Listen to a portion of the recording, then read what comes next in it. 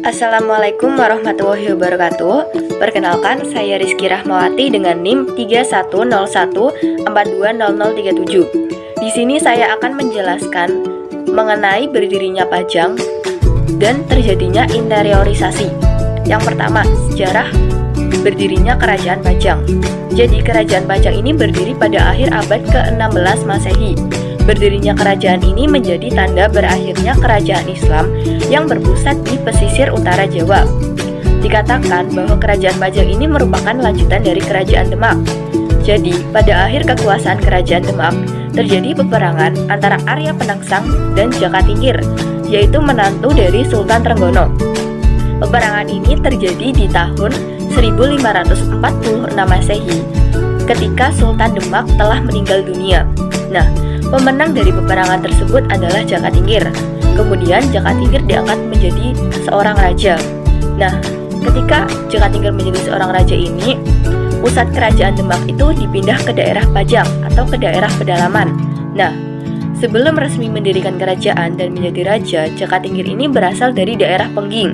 Ia sudah memegang jabatan sebagai penguasa di daerah Pajang pada masa Sultan Trenggono. Nah, kerajaan Pajang ini terletak di daerah Kertasura dan merupakan kerajaan Islam pertama yang terletak di daerah pedalaman Pulau Jawa. Kerajaan Pajang mengalami masa kejayaan pada masa pemerintahan Sultan Hadiwijaya. Kemudian, setelah beliau jatuh sakit dan meninggal dunia, keruntuhan kerajaan Pajang ini sudah mulai terlihat. Nah, jadi setelah beliau wafat itu terjadi perebutan tahta antara Pangeran Benawa dengan Arya Pangiri, yang pada akhirnya dimenangkan oleh Arya Pangiri. Arya Pangiri kemudian berhasil naik tahta pada tahun 1583 Masehi. Nah, pada masa pemerintahannya, rakyat banyak menderita karena ia hanya fokus pada peperangan membalaskan dendam pada kerajaan Mataram. Nah, oleh karena itu, Pangeran Benawa yang sudah tersingkir ke daerah Jipang itu merasa prihatin. Ia kemudian bersekutu dengan Sutawijaya atau pendiri kerajaan Mataram untuk menyerbu Pajang di tahun 1586 Masehi. Nah, kenapa Pangeran Benawa ini tetap mau bersekutu dengan Mataram? Padahal dahulu terjadi peperangan antara Pajang dengan Mataram. Nah, meskipun pada tahun 1582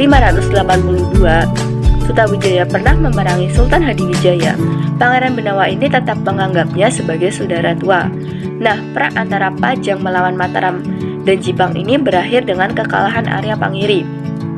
Arya Pangiri lalu dikembalikan ke negeri asalnya, yaitu Demak. Kemudian Pangeran Benawa naik tahta menjadi Raja Pajang yang ketiga.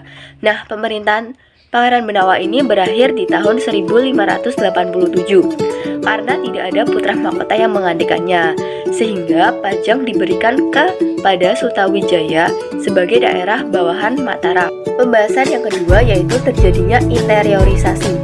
Nah, jadi ketika perpindahan wilayah kerajaan yang semula berada di wilayah pesisir menjadi daerah pedalaman itu membawa berbagai perubahan.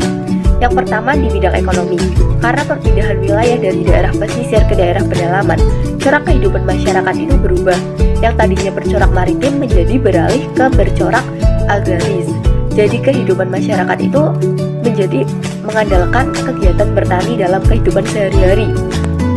Hal tersebut juga didukung dengan adanya tanah kerajaan Pajang yang subur dan banyaknya aliran sungai di sekitarnya, sehingga irigasi persawahan itu berjalan dengan lancar.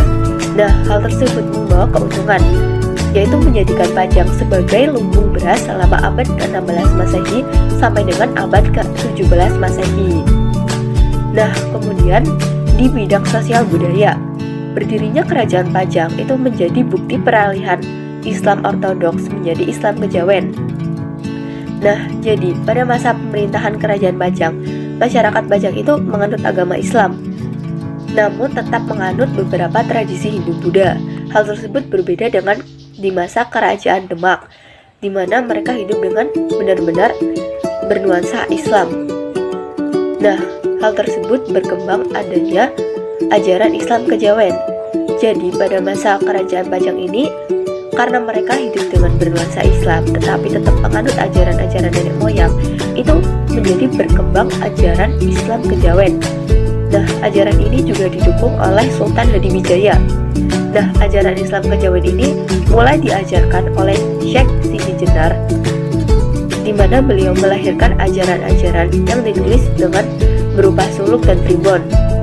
Nah, ajaran ini mendapatkan dukungan dari masyarakat Islam kalangan agraris yang berpikiran sederhana dan masih berpegang kuat terhadap tradisi ajaran Hindu yang asli.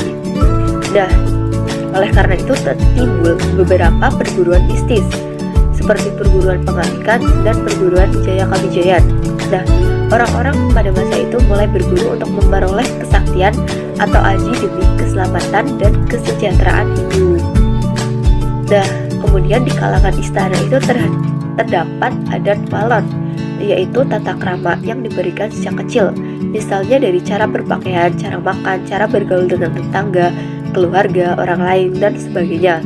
Nah, pada masa ini muncul ajaran pendidikan ke-1 yang meliputi ilmu Jaya Kawijayan, yaitu pendidikan yang bertujuan agar seseorang itu memiliki kesaktian. Kemudian ilmu Pengalikan, yaitu pendidikan yang bertujuan agar seseorang itu menguasai berbagai ilmu. Dan ilmu Kesandikan, yaitu pendidikan yang bertujuan agar seseorang itu memiliki kebijaksanaan dan kesempurnaan hidup.